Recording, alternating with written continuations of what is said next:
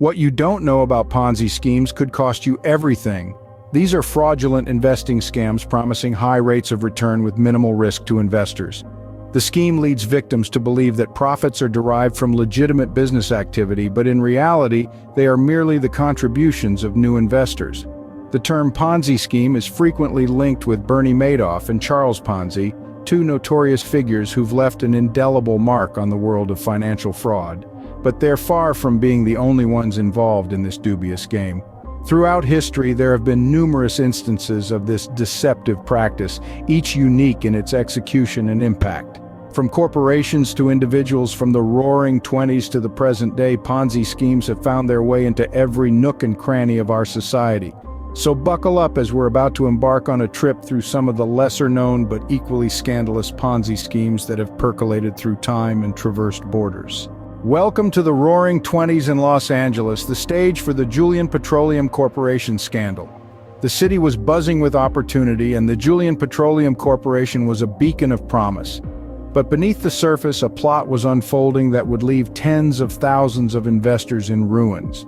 The corporation, a brainchild of cunning minds, had devised an elaborate scheme to defraud its investors. The promise was simple: invest in us, and we'll make you rich from the oil boom. And sure enough, 40,000 investors, lured by the prospects of quick wealth, poured their money into the corporation. But the promise was a mirage. In a classic Ponzi scheme twist, the corporation used the funds from new investors to pay off the earlier ones, creating an illusion of profitability and success. The deceit continued until the bubble burst, and the corporation could no longer sustain the facade. When the dust settled, it was revealed that the investors had been defrauded of an astounding sum, over $150 million. An astonishing amount of money lost in an era of economic boom, don't you think?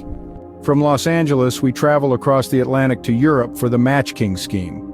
Picture this: the 1920s, a man named Ivar Kreuger, known as the Match King, was about to orchestrate a scheme that would baffle the world. Fueled by ambition and a disregard for the rules, Kreuger embarked on a journey of financial manipulation that would leave a trail of destruction in its wake. Kreuger's scheme was simple yet devilishly clever. He would issue bonds, pieces of paper promising to pay the holder a certain sum in the future. But here's the catch: these bonds were utterly worthless. There was no money to back them up, no guarantee of payment. The Match King was selling dreams, illusions of wealth that would never materialize. As the scheme unfolded, investors were drawn in by the allure of easy money. They handed over their hard-earned savings, convinced that they were making a smart investment. But as the saying goes, if it sounds too good to be true, it probably is. When the truth finally came to light, the fallout was catastrophic. Investors were left with nothing but worthless pieces of paper, their dreams of wealth shattered. Kreuger's Match King scheme was a grand illusion that left many in financial ruin. Fast forward to 2019, the London capital and finance scandal rocked the UK. In the heart of London, a sophisticated operation was underway. London Capital and Finance, a seemingly respectable financial institution, was offering mini-bonds to investors, promising high returns. But beneath the veneer of respectability, a sinister plot was unfolding. The funds raised from these mini-bonds were not being used as promised. Instead, they were being misappropriated, funneled into risky and unprofitable ventures.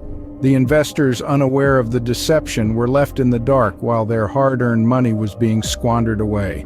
As the scheme began to unravel, the scale of the losses was shocking. Investors were left out of pocket, their trust shattered. The scandal served as a harsh reminder of the potential pitfalls of investment and the importance of due diligence. The London Capital and Finance scandal was more than just a financial crime. It was a betrayal of trust, a deception that left countless victims in its wake. A modern-day Ponzi scheme that reminds us that these scams are not just a thing of the past. Let's take a step back to the 1990s for our next scheme, the Greater Ministries International Church scam. This scandal was truly a wolf in sheep's clothing, a classic Ponzi scheme cloaked in the guise of a religious organization. The perpetrators of this scam were not your typical Wall Street sharks, but rather church leaders who abused their positions of trust to exploit their followers. Greater Ministries International was a church based in Florida that managed to swindle an astonishing number of faithful Christians out of their hard-earned savings. The scheme was simple: The church promised to double the investments of its followers in a year or less, claiming that the profits were a gift from God. The church leaders used biblical passages to justify their actions and to lure in more victims. They claimed that their financial success was a sign of God's favor, and encouraged their followers to invest more in order to receive more blessings. This clever manipulation of religious belief and trust led to a staggering loss of wealth for the victims of the scam.